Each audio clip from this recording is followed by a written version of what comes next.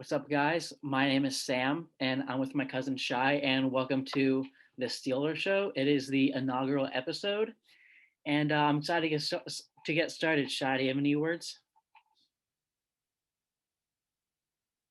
No, I'm just pumped. It's the perfect time to start. It's draft season, and I'm excited. Yeah, definitely. Say we're going to get into the draft and some news stories from across the league from both the Steelers and league perspective. Let's dive in. So let's start off with Mike Tomlin. He was re-signed by the Steelers as the head coach for the next 3 years, which will go through the 2024 season. Art Rooney II said, Mike is one of the most successful head coaches in the National Football League, and we are confident in his leadership to continue to lead our team as we work to win another championship. Shai, do you have any opinions on this? I'm sure you do. Yeah, Mike Tomlin's been kind of a slippery slope for me as a Steelers fan. I think he is a phenomenal leader. He's a motivator. Players want to play for him, and I think the most prominent example of this was Joe Hayden. Wanting to come immediately to the Steelers from the Browns just a couple years ago. Players really like him. The only problem that I've had with him is kind of the success in December and January football. The Steelers as a team seem to be peaking in November and then start to decline in December, January. So, for example, their last playoff win was, I believe, in 2016. Or sorry, their last. Yeah, I do I think think that was that is. against the Chiefs. Yeah, then That that was and an that eighth is grade. yeah, they did beat I believe it was the Chiefs. They won two playoff games um, during that 2016 season. And the only other season, or last season rather, where they won multiple playoff games was back in 2010. So this is a team which really has been struggling in December and January. So that has been my prominent issue with Mike Tomlin.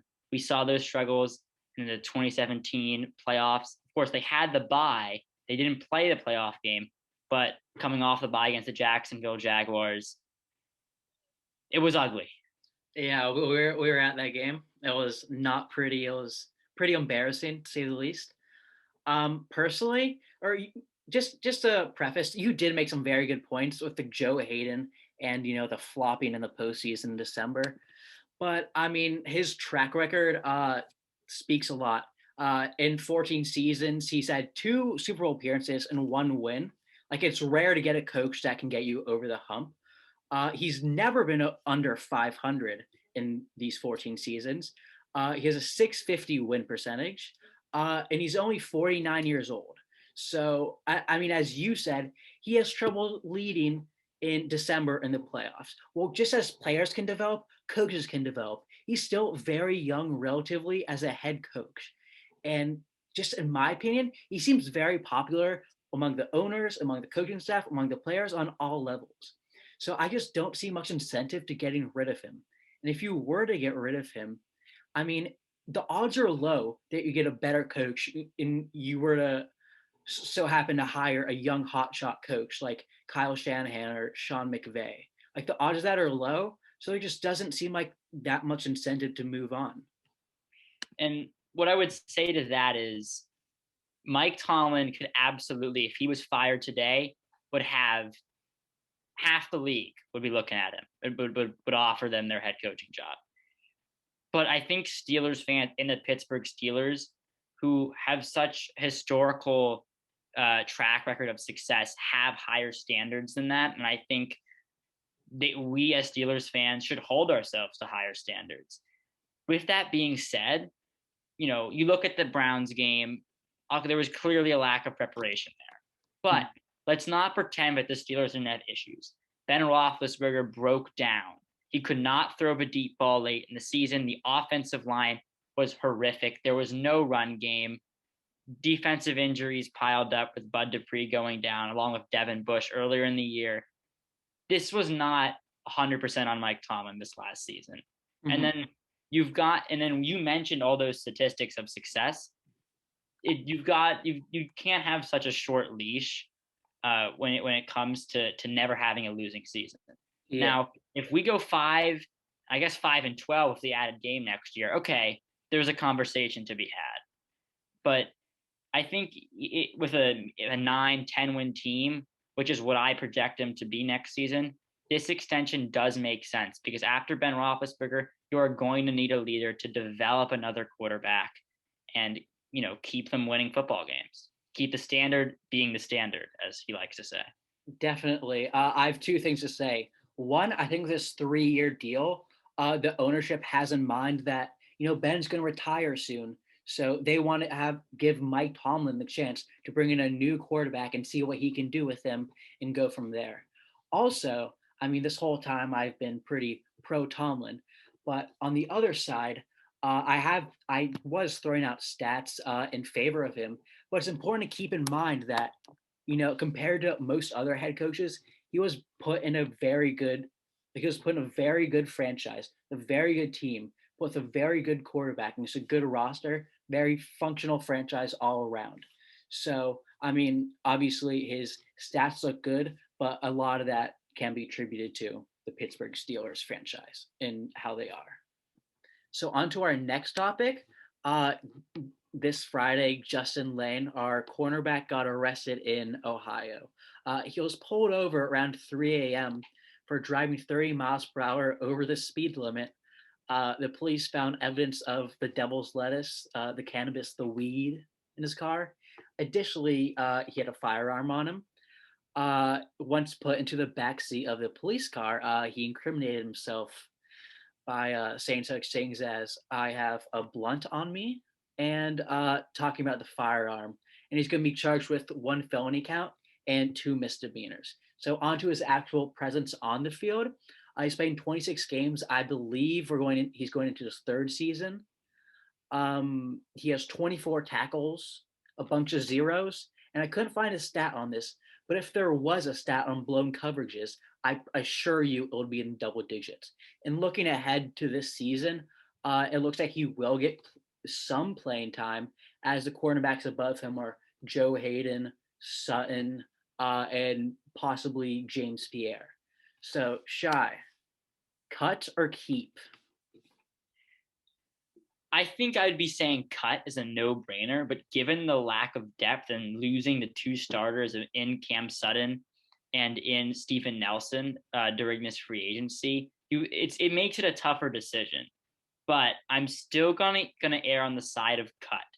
These are, some, I don't want to say big charges or allegations, but this is not something you want in your locker room for a guy who isn't getting a lot of playing time.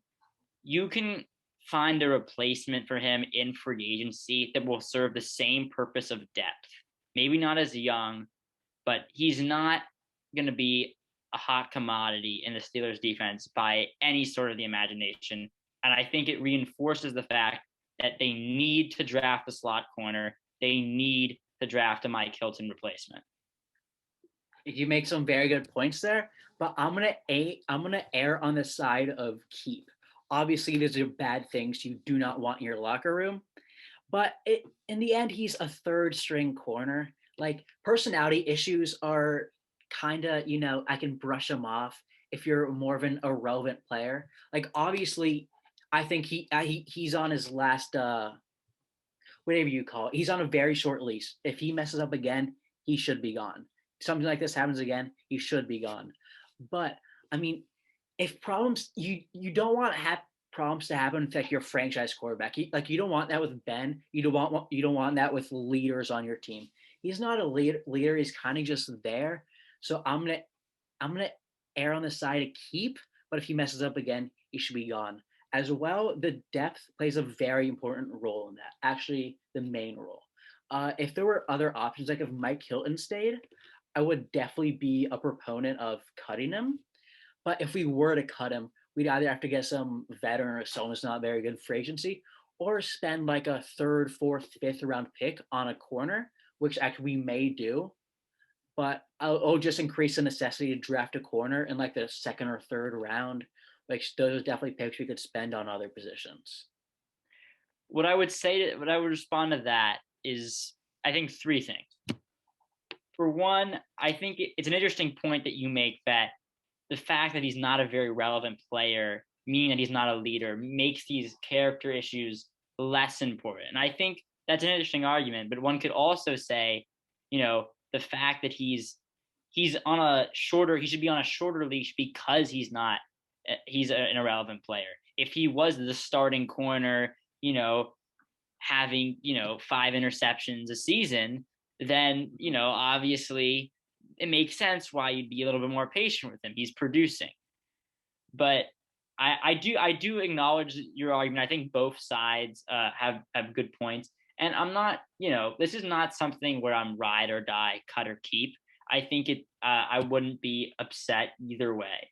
And the one thing I want to point out is he reminds me of a little bit of Cam Sutton. I think Cam Sutton was probably a little bit better, a Yeah, little I bit more agree. developed at that point. But just in terms of a third round pick who took a while to develop, and now look, we re-signed him to a 2-year, $9 million contract to move outside and replace Steven Nelson at CB2. Mhm. So I think it could work out in our favor to keep him. And then lastly, I think the Steelers should draft a slot quarterback in the third or fourth round just to replace Mike Hilton. I don't see Justin Layne or James Pierre kind of filling in the nickel corner slot position, which is a big role in the Steelers defense to kind of get after the passer and match up on those slot receivers. Yeah, so just something we're going to talk about later, but I did see in a mock draft one of the third round picks projected by an ESPN guy was Sean Wade from Ohio State. I don't know if he's a nickel or a dime corner, but that's definitely something. So on to some broader NFL news. The Kansas City Chiefs have reached a deal with the Baltimore Ravens, and they receive, sorry, the Chiefs receive left tackle Orlando Brown, a second round pick this year, which is pick 58, and a sixth rounder next year. The Ravens receive pick 31, 94, and 136, which is a first, third, and fourth this year, and a fifth round pick next year. So about Brown, he's 24 years old, and he's been a Pro Bowler the last 2 years. So he's definitely a very valuable player. Shai, do you have any opinions on this? Yeah, I think Orlando Brown, very good left tackle, young guy, and when he was showing those kind of being disgruntled and saying, I don't want to play here anymore. I think there's something about his position or the way he was being used, whatever it was, or he may have just been at left tackle last year, and then wanted to move to right, or vice versa. I don't I think he remember. wanted to be left tackle, but Ronnie Stanley may have played left tackle. Right. That I do believe that's what happened. Either way, very good player. The Ravens are losing. However, there are reports that they are interested in former Steeler Alejandro Villanueva. So the problem I have with this, not only does it piss me off the Steelers going to the Ravens, and yeah, Alejandro Villanueva, we both know he's on the downturn. He's not the same guy he was. He's not a great player, but it still pisses me off. All right, yeah, this is a tangent we have to go down. All right, so I do agree with you. I was more upset with Mike Hilton going to the Bengals. Why? Because he's 26, very good, and a very valuable player to us, and he will be a valuable player for them. Uh, if Villanueva does go to the Ravens, I mean, I'm not going to be all up in arms because he was great for the Steelers for a while, and I mean, yeah, as you said, he's on the downturn. He's going to be 32. He may even be 32 now. He's not going to bring that much to them. So I'm not all up in arms. But back to Orlando Brown, I'll voice some of my opinions. I think it's a very good move for the Chiefs. I'm not a Chiefs insider. I honestly don't pay much attention to them. But to my knowledge, they pretty much got rid of a lot of their offensive line. They got rid of Pro Bowler Mitchell Schwartz, I believe. As well as Eric Fisher, who suffered an Oh Achilles yeah, injury former at first left overall pick. What a star. tackle. Um, so yeah, definitely a need for tackle, and they definitely got a very good tackle, especially a young star tackle those are highly valued commodities that are commonly got at the very top of the draft and are hard to get. So props to the Chiefs. I can give them as much props as I can as a Steelers fan, but as an unbiased, that is a very good move. For the Ravens, I mean, they had to get rid of a player, but at the same time, they got some good picks back, including a late first round pick this year, which is valuable as well. So yeah, anytime you can a player who wants to leave, who doesn't want to be there, and you're getting a first round pick in return. As a Steelers fan, looking at the Ravens, I'm not too happy about that because now they're going to have 2 first round picks with the potential to get an edge rusher, which is one of their positions of need, and a wide receiver, kind of killing 2 birds with one stone in the first round. So that does not make me happy. But again, I think it's a tremendous trade, I think, for both sides. yeah, no, I agree. The Ravens are a receiver away from being a much more deadly team in the postseason. Just got to develop Lamar's arm and just get a good receiver because Marquise Hollywood Brown, he's looking fine, nothing special, not a first round pick special, and Willie Snead is no star. All right, so we're going to transition into the much awaited 2021 NFL draft talk from a Steelers perspective. So, team needs obviously very something important to the draft. The draft is where you build up your team, fill holes, fill needs. So, on offense, my biggest needs are tackle, center, running back, and then it would be nice to have a tight end and another receiver. A tight end and a quarterback in later rounds. And on defense, a cornerback and a right outside linebacker are 2 positions that I do think we should invest in or could invest in this draft. Shai, do you have any opinions on what positions need filled? Or I think you hit the nail on the head in terms of the positions that we need to look at.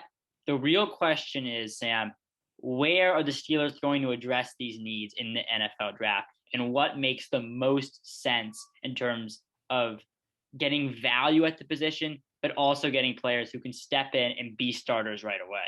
Yeah, that's a very good point and something we're going to talk about later. So let's get into it. All right, let's get into some of these Steelers draft stories. So, popular writer Tony Pauline about a week ago stated that the Steelers are focused on 3 players: running back Najee Harris from Alabama, tackle Tevin Jenkins from Oklahoma State, and center Landon Dickerson from Alabama. More recently, he stated that he believes that the Steelers are locked in on running back Najee Harris for the 24th overall pick. He also stated that the Steelers are high on another offensive lineman, Quinn Miners from Wisconsin Whitewater, I believe. That's correct. For the 55th overall pick. Another report I saw stated that the Miami Dolphins are eyeing a new target in the first round and are moving off Najee Harris. So that's just a little bit of information that may reflect on the future or foreshadow the future. Just so about some mock drafts, ESPN's Todd McShay has Najee Harris going 24th to the Steelers, Alex Leatherwood going 55th, and cornerback Shaun Wade from Ohio State going 87th. Mel Kiper also agrees with Todd McShay on the 24th overall pick and has Najee going at 24. Another guy, Chad Reuter from NFL.com, predicts that the Steelers take Creed Humphrey, a center from, I believe, Oklahoma, at 24th, an offensive tackle named Stone Forsythe from Florida at 55, and running back Kenneth Gainwell from Memphis at 87. So, Shai, do you have any opinions on the stories I just listed off? Yeah, I think Tony Pauline's kind of been all over it. He's kind of been the first one to kind of break open what the Steelers are doing on draft night. Other than that, there's been a lot of speculation of, could they go potentially defense on the edge, grab an edge rusher, offensive tackle, center, running. It's just been a little bit of everything. And I think he's kind of narrowed it down to these 3 players. Then, as you stated, more focused on Najee Harris. Because I believe Mark Caboli of The Athletic reported just prior to Pauline's report that the Steelers were going to target a running back in round 1 or round 2. But in terms of those mock draft stories, Todd McShay's mock draft with Najee going 24, Leatherwood 55, and Sean Wade 87, I would not have many complaints about that. Mm-hmm. Oh no, I agree. I think that'll be a very good draft. As you know, Shy, I'm really in the base of Najee Harris. I'm a big fan. I really hope he's there at 24. I do think there's a chance that the Dolphins or the Jets take him in between the picks 18 and 23, which could be cause some trouble for my dreams. But I know you're not as into it. But what has you against Najee Harris? Unfortunately, Sam, he happens to play running back. And let me Okay. give you three things that really turn me away from running backs in general in the first round as an investment. First of all, let's establish something. What are you looking for in a first round pick?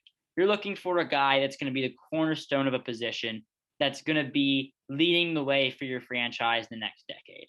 That's what you should be drafting in a first round pick. That should be the expectation. Does that always pay off? No, it doesn't. But that should be the expectation. No? I think we can agree on I do agree. that. Okay. Let's think about the running back position. And feel free to interject here. But the almost the shelf life, the play life of a running back in modern day NFL to be a quality starter seems to me to be about 4 or maybe 5 years. And when you look at a guy like Najee Harris, who's going to start behind the Steelers' offensive line, which is horrendous, Sam, I think, as we both know, especially in terms of run blocking, I don't see that sitting particularly well. You saw how many injuries James Conner sustained behind that line. And yes, we can agree that James Conner was not the best back, but he certainly wasn't the worst back in the NFL either. Agreed. Secondly, it's just a replaceable position. I think you can kind of plug and play running backs. We've seen Benny Snell have some success, Jalen Samuels. They're not super dynamic. We've seen James Conner, when healthy, not have a huge drop off from kind of the spectacle that Le'Veon Bell was. Mm-hmm. So I do think it's somewhat of a replaceable position. And then lastly, for a guy that, you know, you can get a really good running back in the later mid rounds, second and third, with a guy like Javonte Williams or Michael Carter, because the position is so replaceable, you can get a dynamic guy in those later rounds and still feel really good about it. I agree. I have 2 points to respond to that. One, I think I'm a little biased, Najee Harris, just because I've watched a lot of Alabama, watched a lot of highlights. I'm just like, see this guy, and I'm like, oh, he's good. I want him on my team. But also, one factor to mention is the current position the Steelers are in. Ben is likely in his last year. So whatever does happen, Ben likely has I personally think he has a bit of say in. So if he wants Najee Harris, I think that he will definitely make a push in the front office to get Najee Harris. If he wants to tackle, he will make a push. So I think he definitely has some influence in that. Do you have any opinion? I based off that facial reaction, I'm thinking you disagree, but I personally think he has more influence in the front office. I think he does have some, um, but I would question how much. I Yeah, don't. It doesn't strike me that the Steelers take a lot of. I guess I think the Steelers are very attached to Ben Roethlisberger. yeah, The fact that they're that's part of it. They have an intense loyalty to him, and they're also in a win now situation. They really think they can win a ring this year. So you want someone who can come in and have an instant impact. So whether that's Tevin Jenkins, whether that's one of the centers we mentioned, or whether that's Najee Harris, whatever they decide, I do think they'll go with. I don't nearly guarantee is going to be on offense. right, I will say Najee Harris is I have him as the best running back in this draft. He is a dynamic playmaker, both in the receiving game and as a running back, and he reminds me kind of like a Derrick Henry Le'Veon Bell hybrid. He runs kind of that Alabama style of running that Derrick Henry used to kind of run, but he's lighter on his feet and he's better in the passing game. He is a very, very good prospect, and he could turn out to be a stud. But Saquon Barkley also went 2 overall, He's struggled tremendously with injury. He's also a stud. And the Giants' offensive line right now might be looking better than ours, to be completely honest with you. That's a valid point. Whatever happens, we're excited to see. And whoever we do get at 24, I really think will help the Steelers, whether tackle, center, or running back. So, if you could pick a certain position to target in each round, 1 through 3, which positions would you pick? For example, it could be like tackle first, running back second, corner third. Obviously, this depends on who's available, who's taken before, and all that stuff. So, who would you go with for each round or position wise? And this is in terms of what I think will happen, or what I would do if I was Kevin Colbert. Let's do it from a perspective. What do you want to happen? What does Shy want to happen? I think assuming the board falls in our favor, we have Tevin Jenkins available, or maybe even the Sam Cosmi at 24, which I don't necessarily think both will be, or they both could be gone. Especially with the Colts and the Chicago Bears picking 21 and 20. However, I would love those players at that spot. I think they're different players. I think Cosmi gives you a guy you can plug and play at left tackle. Very good athlete, pretty well polished at Texas.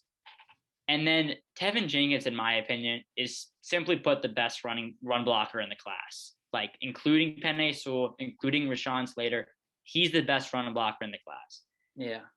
And I think he can come in and be an immediate kind of power run, move people, and give a spark. Kind of almost like what Kevin Dotson did for us a little bit last year. I think when our running game was going, we were pulling Kevin Dotson.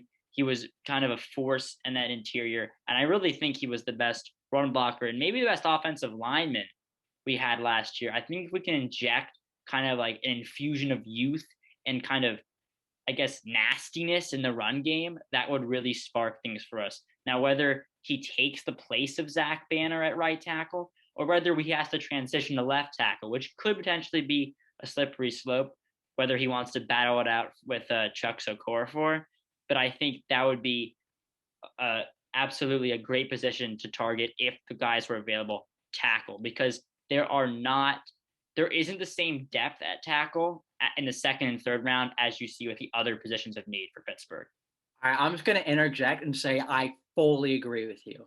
I think tackle is definitely a very good position to target in the first round. One of the reasons I'm talking so much about Najee Harris is I honestly don't think that Tevin Jenkins is going to last a 24.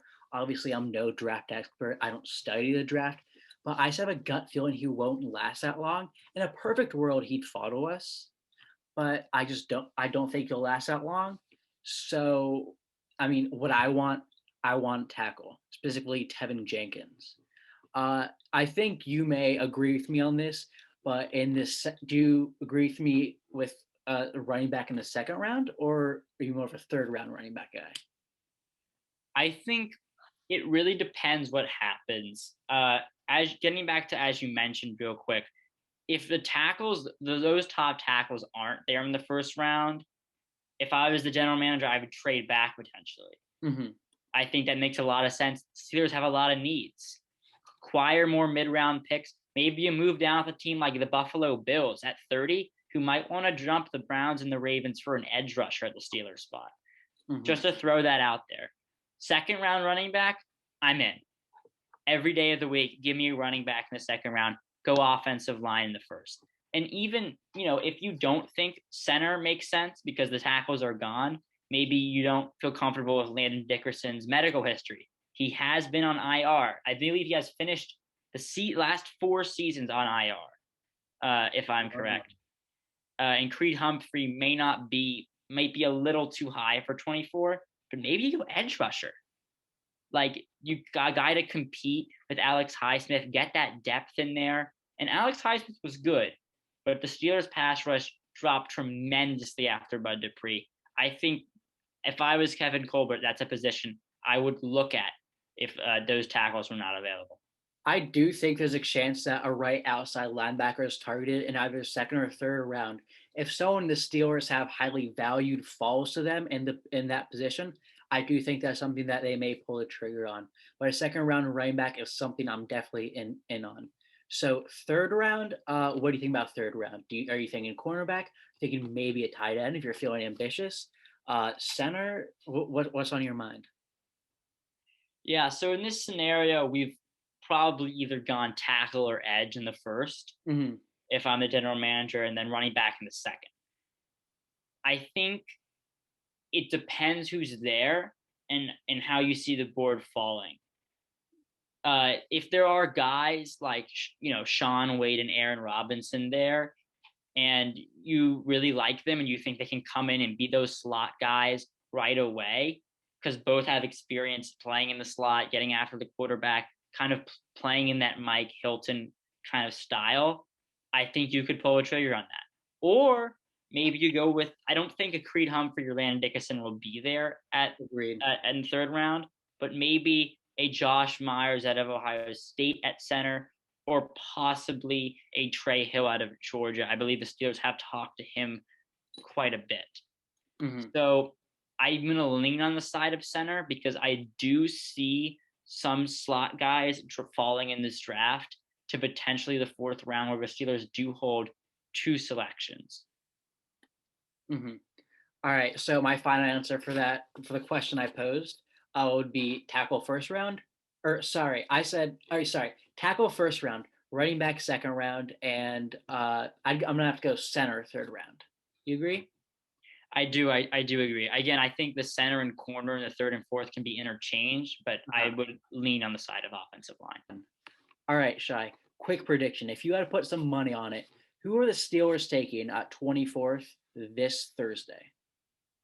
Yeah, I think you're going to get your wish. I think it's going to be Najee Harris. I think all the reports have shown that the Steelers are locked in on him, and I see why. He's dynamic. He offers, that kind of explosiveness in the running game and the passing game, and also very good in pass protection. I'm not a huge fan of it, but that's where all the speculation seems to be going. I think they've been eyeing him for a while, to be honest. Mm-hmm. I think that's where they go. Yeah, I agree with you. I think they're going to be taking Najee Harris 24th. In the end, if they take Jenkins, Najee Harris, or another good tackle, I just think that they won't go wrong. Just to end off the show, let's give a quick top 5 picks. Let's give some good predictions that we can reflect on. All right. First overall, Jacksonville Jaguars. Do we have to say this? It's Yeah, going to be Trevor Lawrence. Yeah, it's a given. Number 2, probably 98% chance of Zach Wilson. Yeah. As time's gone on, it looks like he's a shoe-in for this pick. Third overall, this is where the questions start. There's a lot of rumors about Mac Jones, which I mean personally I'm not a big fan of him. If you're going to take a home run, I think you want someone with tremendous physical attributes like Lance or Fields. Shai, what do you think is going to happen? Not what you want or not what you would do, but what do you think will happen?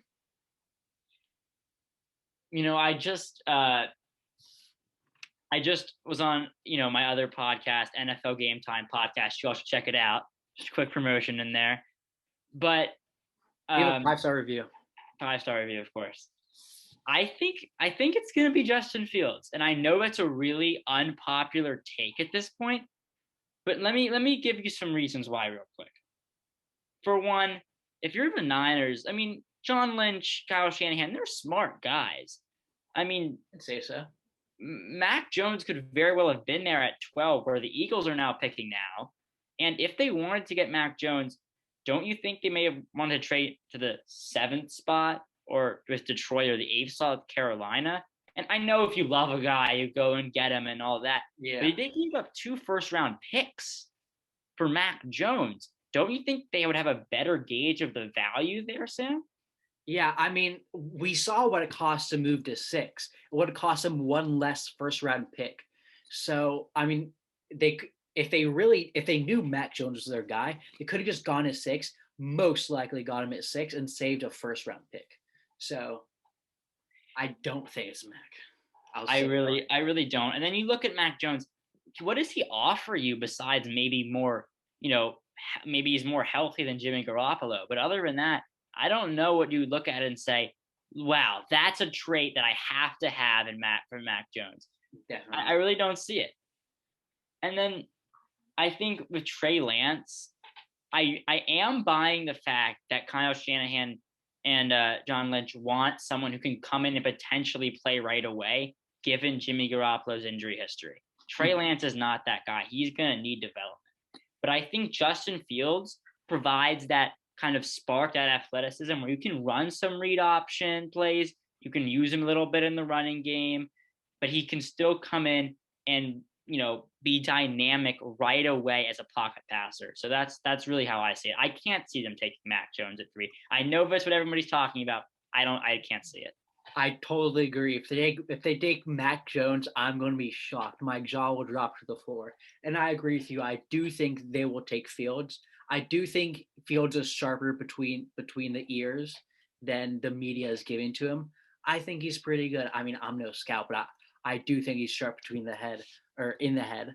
And I just don't see it as much in Lance. He's definitely developmental project, and I'd say taking Trey Lance is a little more of a home run. It's a little below more boomer bust. Fields is a safer pick, and he's also very very good. So we agree on 3.